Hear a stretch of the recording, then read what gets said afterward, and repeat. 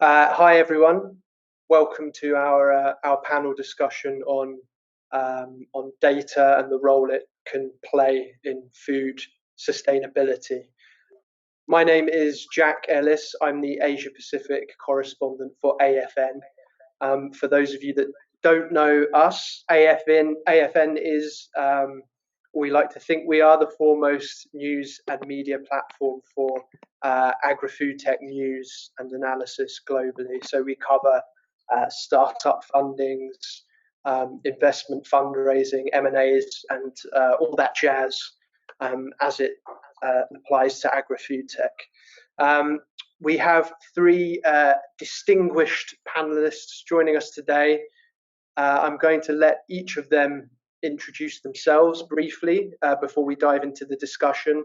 So if we could go Ilanit, then Matt, then Michael.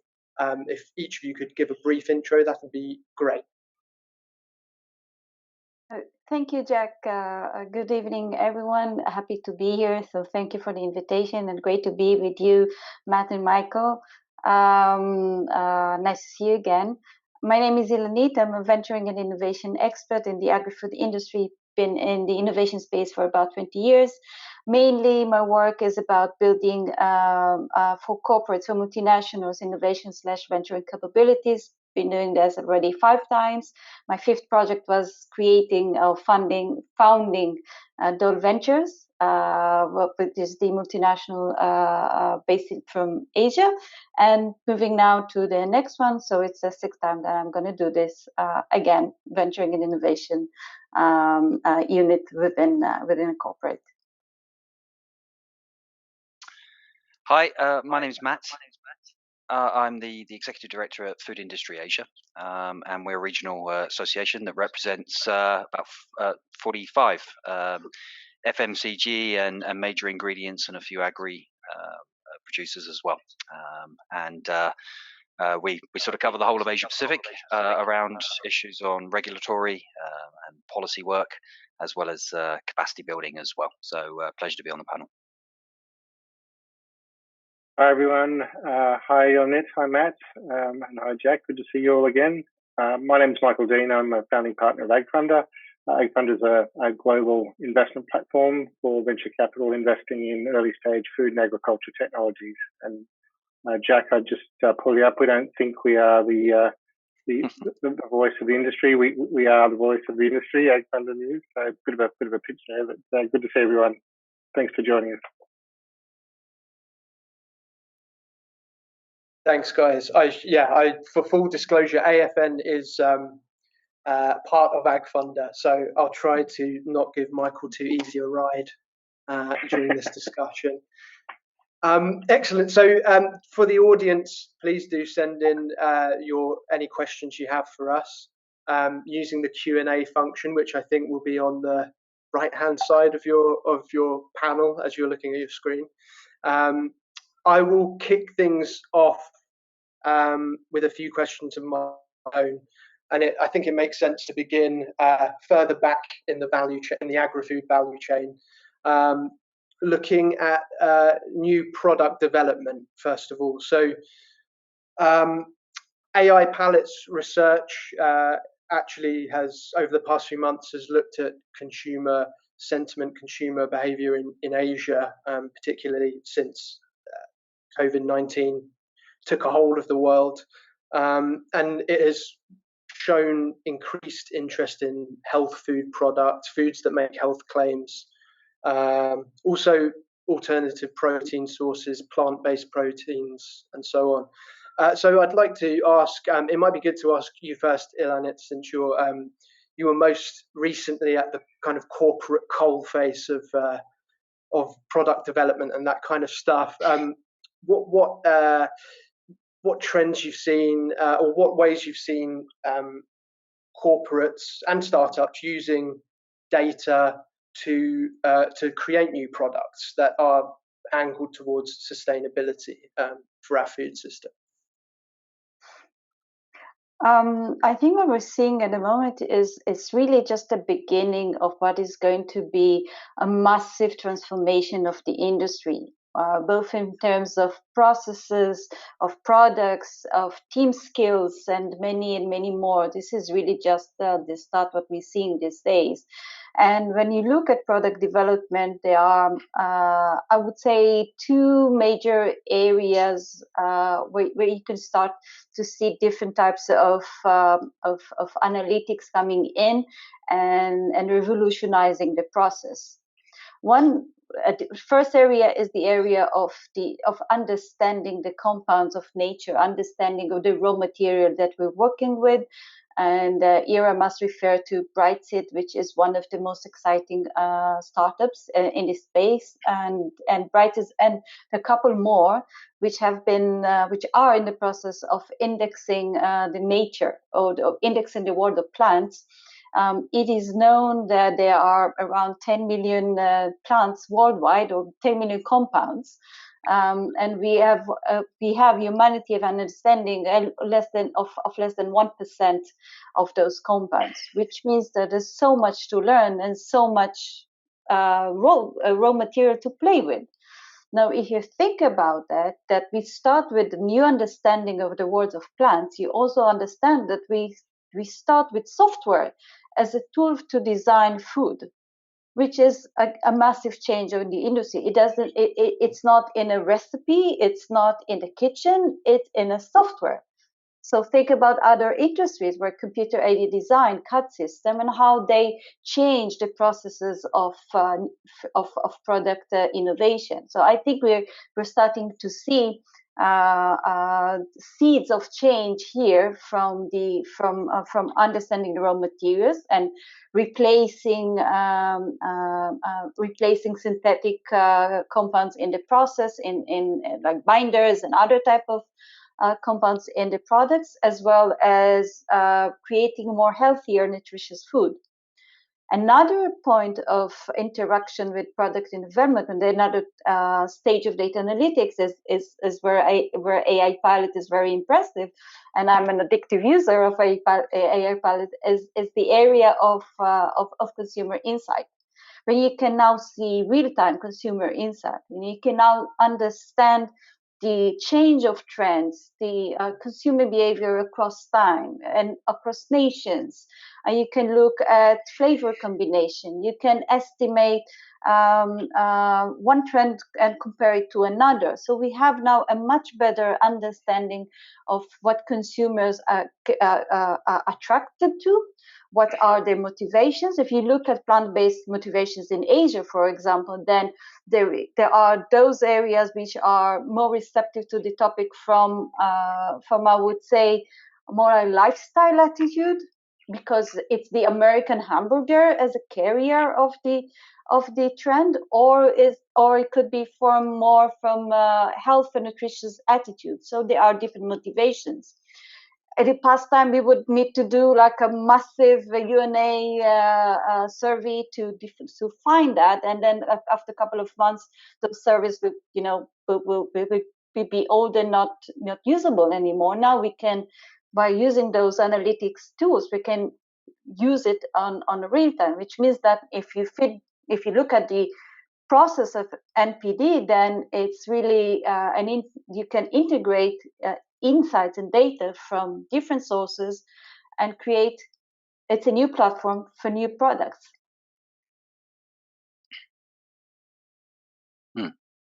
Thanks, Ilan. You mentioned Brightseed in there, who are an ag funder portfolio company. So I know. I should probably say thanks for the plug, Ilan. Yeah, I mean it's a very good point. A very good point you make, Ilan. It's about the ability of technologies like this to reach into our existing supply chain and identify new products, new molecules, and new flavors. And this decommoditization has very far-reaching consequences when you think about, even from a sustainability piece for farmers or even smallholder farmers who are being pressured by climate change, where we're seeing soils become more and more marginal.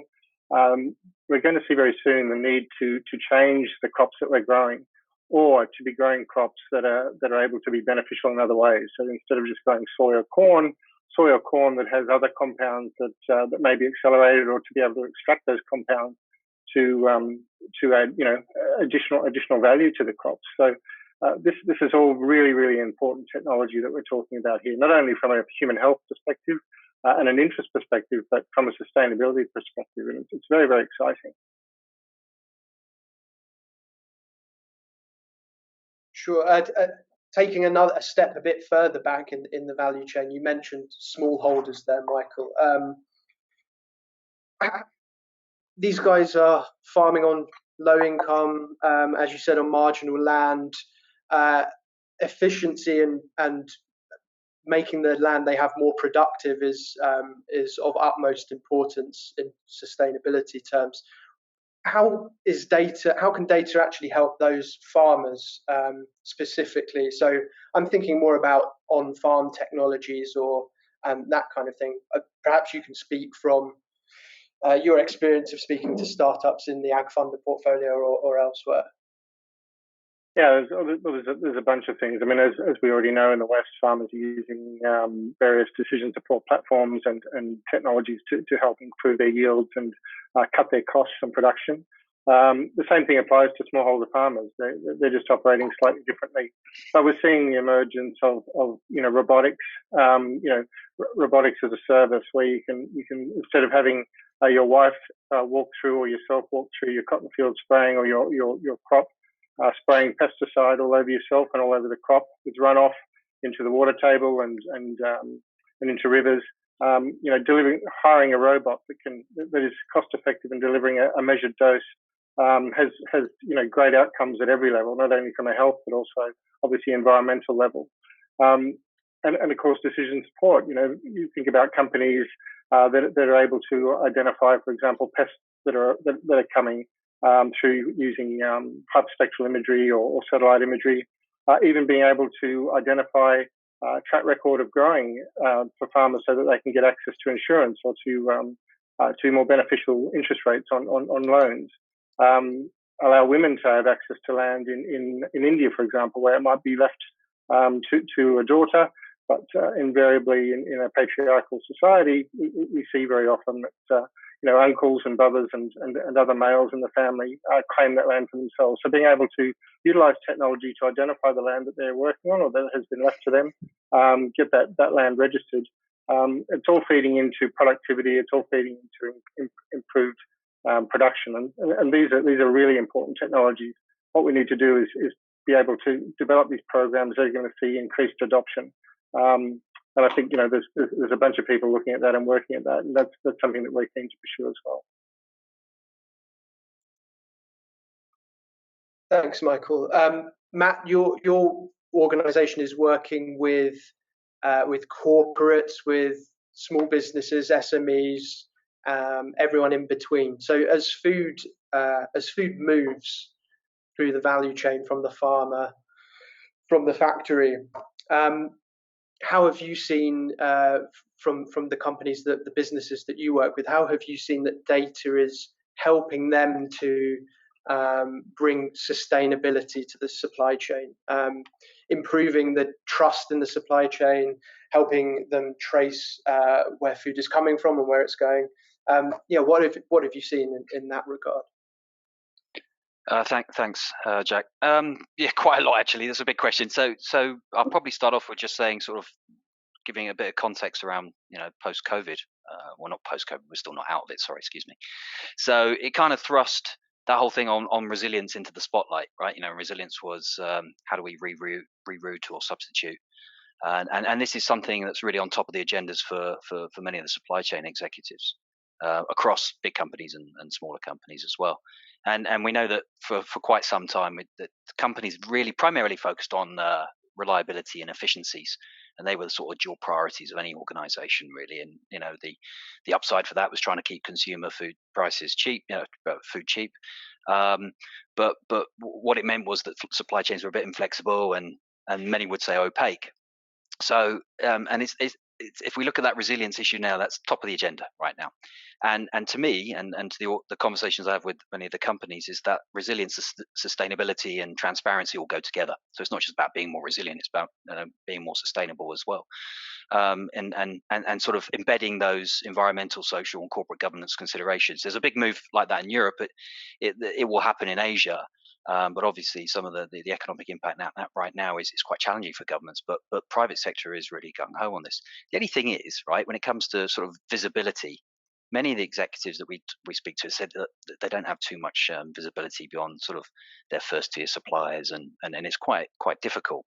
So with that kind of with no, if you've got no data and to evaluate the trade-offs, then sustainability often loses out to those previous things on reliability and efficiency by default, right? So but now what we see is that really strong move towards resilience, and how companies want to really trace and be more transparent across the supply chain from farm all the way down to the factory and to the consumer. So the capabilities now, what exactly the companies are doing is that they're trying to integrate that sustainability piece within their core supply chain design. So it's some of the same tools that support resilience that can also underpin sustainability efforts, but those tools can also provide the data to accurately kind of evaluate the trade-offs between cost, reliability, resilience, and sustainability. And there are always trade-offs. Some people say they're not. To be honest, there's always trade-offs, right? And it's looking at the positives around that, and that will give significantly more visibility. And I think that to the degree which perhaps a company can see exactly what's going on, maybe not exactly, that's probably a little bit of an exaggeration, but they can see a lot more of what's happening within their supply chain. And that actually might mean, to some, not everyone, real-time insights and analysis, maybe even some predictive problem solving. Now, to the SMEs, it might be a little bit more challenging, just in terms of getting there. It might take a bit more time. Now, you've got the traceability bit that refers to how to trace all the way through every really what we want is every input, including provenance and origin information, as well as insights into the conversion process, and all those things around certifications as well. So what companies are doing, they're looking at adopting those, what you call kind of like a control tower, which do vary quite a lot in sophistication. So some provide the real-time data across the supply chain, some don't, quite frankly. But at least some, where they don't, they're looking at that kind of batch data in a portion of the supply chain, and at least that's a great start to it. So with that kind of, what am I saying? So with that kind of right data and deeper transparency, those control towers can boost resilience, but they can also try to make it easier to embed sustainability into overall supply chain decision making, and that's definitely that's the trend that I see amongst many of the major multinationals, even for some of the bigger multinationals at different stages. But the problem is, right, is that in the conversation I have with some of those sustainability folks and supply chain folks, it's still a bit of a struggle to integrate and those bits. And what they're saying, some of the most common reasons are like data barriers, unreliable data from maybe some of their supply chain partners, or a lack of standardization, or how you calculate the metrics or whatever, right? And so without those some of those end-to-end platforms, or a bit of lack of trust in data sharing, quite frankly, as well, and privacy concerns, those are some of the things that are still hindering it a bit. So there's a bit of a missing piece of the puzzle there for a lot of stakeholders. Ilana, I'm not sure how much you can. I would be happy to continue what Matt is talking about, if that's okay with you, Jack.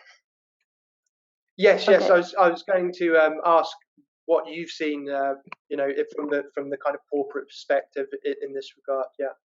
Then great minds think alike. I'm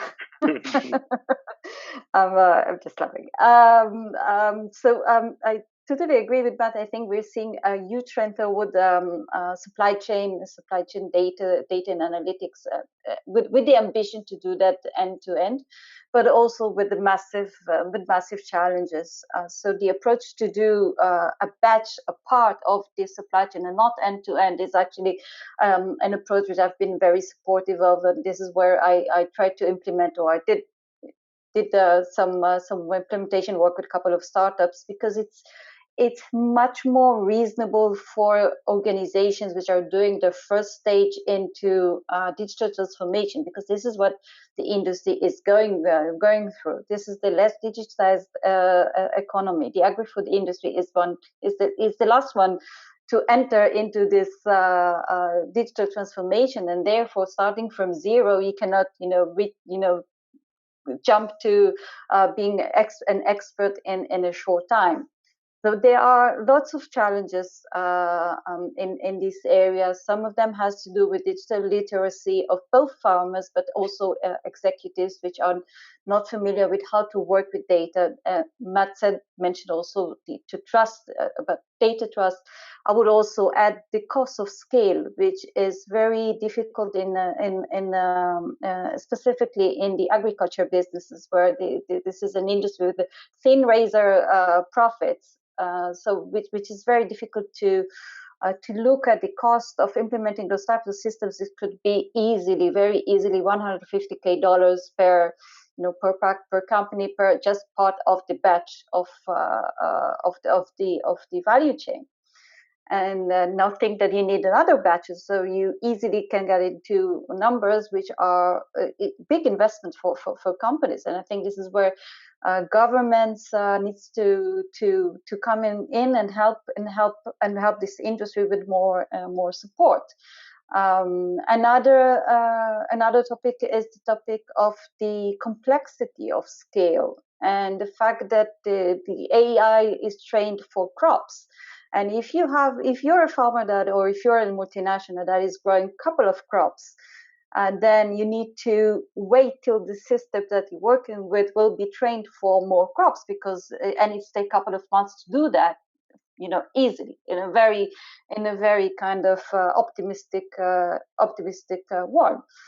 So there are many challenges, and however, I would say the ambition is clear, or the vision is clear. There should be end-to-end supply chain visibility, end-to-end, and the data collection analytics across the value chain of the agri-food industry.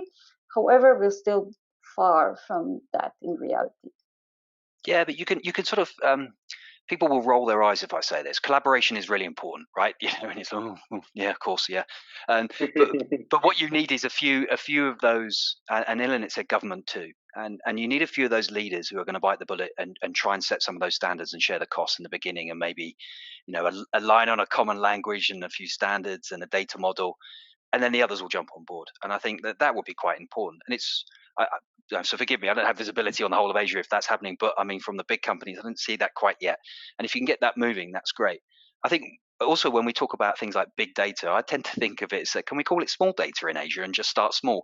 And I'm not being silly. It's just that I was having a chat today with a couple of organizations just about where there's so many gaps, even with the governments in Southeast Asia in particular, on just basic data sets. And it's not that they don't have the ability, or the skills, or anything else like that. It's just actually you have to do this year in, year out, and do it really consistently. I'll give one example. Thailand's great. They really do invest in this. And I'm talking about basic economic and trade data and a few of the other things as well. And there needs to be a real commitment to this. And so when we say sort of like we need government as well, but we need governments to really step up and do their bit too. And so that was my last point. Sorry. Are they going to have to be the ones that drive that, Matt? It seems to me that without that sort of government support, and we've seen some governments doing that. Obviously Singapore is doing that in a big way around food security. But these countries where there are supply chain issues and obviously a lot of post harvest loss. Do they need to step up, whether it's with NGOs? How do you see that rolling out in partnership with corporates who are obviously benefiting from the rationalisation of these supply chains and efficiencies around farmer production? Yeah, I mean, look, a simple answer to that question, Mike, is yeah, they do. I mean, government has a responsibility to play, particularly in Asian culture and many of the countries as well. They definitely have a role to play in that. The only problem is like if you see sort of a lot of the investment over the years in things like extension services and things like that has been decreasing, not improving, right? So and I think what's important actually is to identify and look at the basic data sets of how critical the agri-food industry is to many of these markets.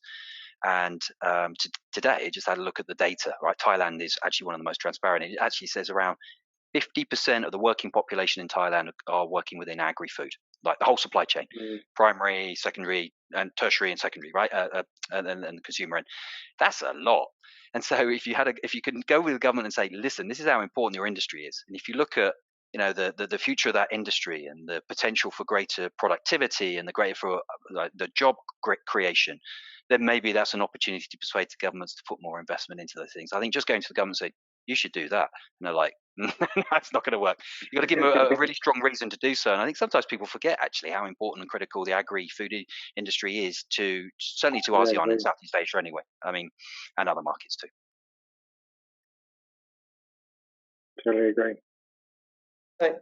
So another area in the supply chain where it seems data has a role to play in encouraging more sustainable practices is with food waste, food loss.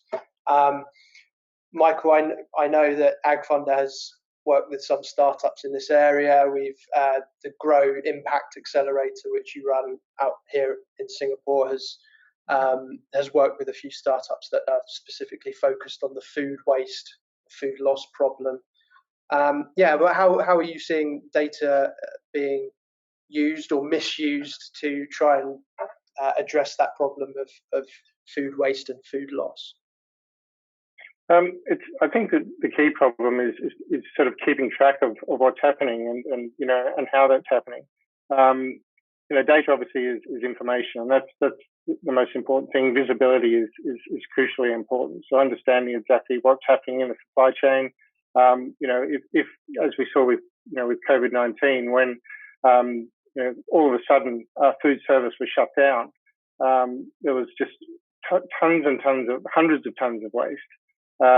Just occurred because there was no clear view on how we could, switch things around and quickly swap the delivery of milk, for example, from food service into supermarkets, repackaging. So that's a crucial component is visibility in the supply chain, understanding what's happening at any given time. We're moving to a time where we're going to have these low orbit satellites with low power, long range sensor protocols. Sensors are becoming ubiquitous and cheap, commoditized even, and that's going to really accelerate things in a very meaningful way around that supply chain insight and understanding what's happening at any given time throughout as food moves through the value chain. So technologies that are dealing with monitoring and obviously seeing what's happening. And obviously monitoring and just altering production schedules so that you can meet demand in real time. That's not happening in the food system.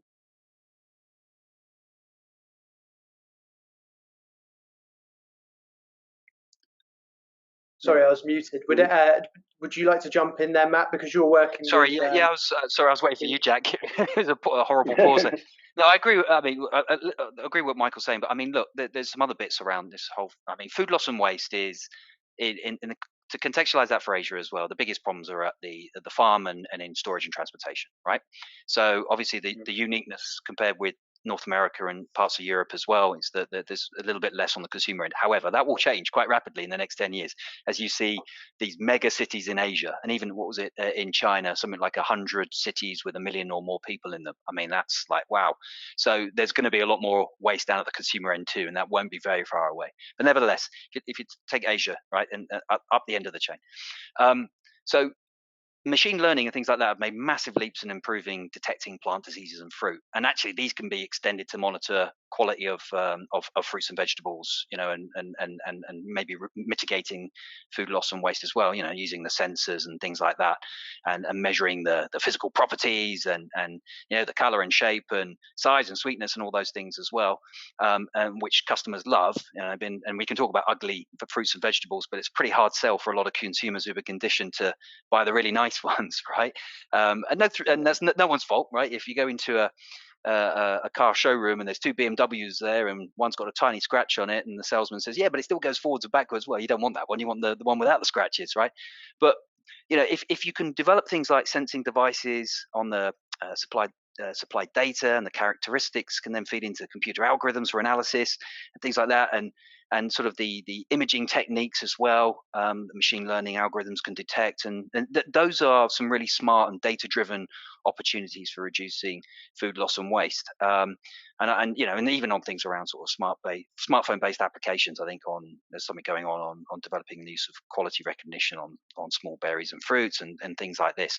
So there are a lot of other things around that sort of food loss and waste piece. And my personal perspective is that food loss and waste will become increasingly important from both a policy and a regulatory perspective. It really will. You can see how the EU is moving.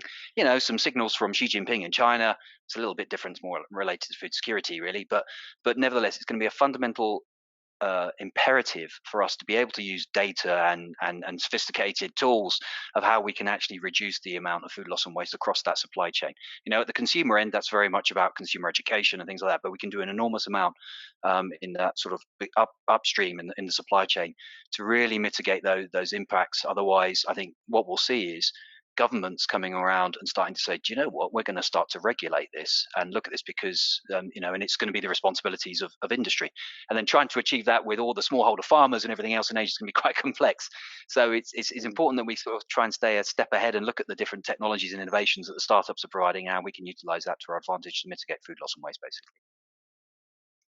I can also chime in and add add a point about upcycling waste, and from a food manufacturing point of view, and referring to Matt's point on small data before entering to big data. The first challenge is understanding indeed how much waste do you have, and what's the quality of the waste that you have. So between, let's say, the food manufacturing or processing, between peeling and cutting and processing and grinding and so on, how much do you have left from the fruit? How much you left from water that is washing fruits? How much fibers you have at the end, and so on. And this determines then your raw material, which you can later work on and upcycle it, whether it could be raw materials for packaging, raw materials for functional ingredients to extract vitamins, because of, fruit peels really contains lots of goodies that could be extracted later. It could be energy. It could be many other types of solutions. Then waste to value. I think it's not just waste. It's the waste to value, which I think is going to be a major trend and a major potential opportunity to monetize waste and to make it really into the world of circular economies. Okay, panel. Thanks for your time. We've actually reached the end, so it was kind of short but sweet. I will, I will say sorry to the people who sent questions that we didn't have time to answer. But thank you, Ilan, Michael, Matt, for your time, and thanks to AI Palette for hosting us. And thank you for all of you who tuned in to listen to our discussion. Handing back to AI Palette now. Thank you. Hi, thank you. Hi. Thanks everyone on that panel. That was very entertaining to listen to and very informative. Gave a good idea of the whole picture of the whole value chain. Okay, so what we've got coming up for you tomorrow at 8 a.m. Singapore time. We've got a really good lineup of events coming up.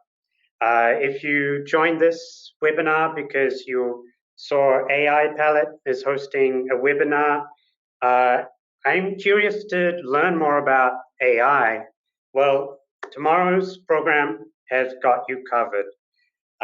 First up, we'll have Dr. Howard from Minecart AI, interviewed by Charles Chai, talking about how to identify consumer mindsets with the help of AI. And next up, we are very glad to have Peter Angeline from Hershey's giving a keynote speech on AI's inevitable disruption of consumer packaged goods. Then we will have Mark Castillo from Nestle with an interview where we'll talk about consumer understanding and the journey it's been in the new normal. Then at 9 a.m. Singapore time, we'll have the AI-powered product innovations panel with guests from Lux Research, Diageo, Kerry, and Givaudan. Last but certainly not least, we'll have Salome from AI Palette giving an insights session with some actionable insights. And like I said in the intro, you don't want to miss this because these can really help you keep ahead of the curve in the upcoming quarters when you're making plans for your companies and your work. Before we move on, before we finish for the day, if you could please indulge us by answering a quick poll. What method are you currently using for product innovation now? We'll give you a minute to answer questions. So please go ahead.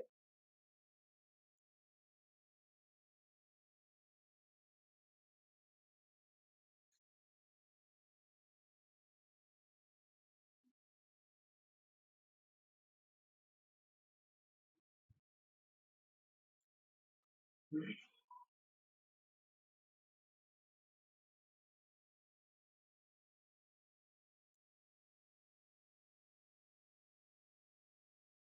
we're getting more responses.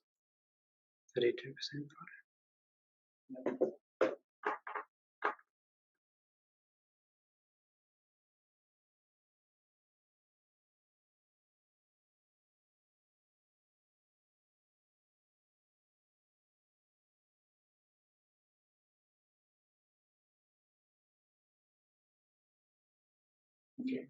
Close poll.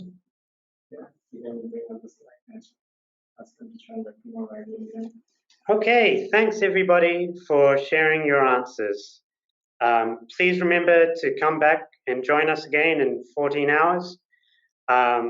We have a great lineup for you all. And once again, we have Salome sharing those valuable insights. A downside about not having a face-to-face conference is you miss out on the catering, but I know we can't give you food, but we can give you food insights. So see you all tomorrow. Have a great evening, great morning, a great day, wherever you are.